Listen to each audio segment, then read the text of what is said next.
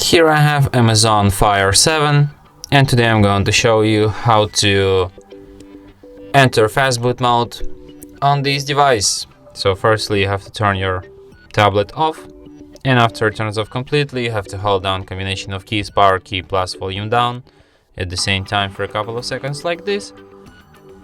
Then you will enter this kind of menu. Here in this menu you have to use volume keys to navigate and power key to select, and select an option reboot to bootloader. And after that you will end up in the FastBoot mode.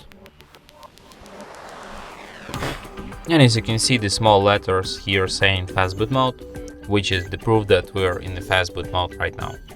So if you want to quit this mode, just hold down power key for about 10 seconds. After that your tablet will turn off, and then hold down power key once again to turn it back on. Just like this. It turned off, and then we hold down power key once again to turn it back on.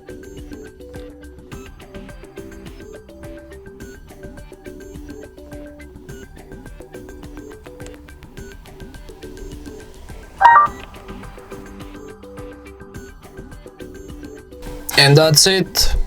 Thanks for watching. If you find this tutorial useful, don't forget to hit that like button and subscribe to our channel.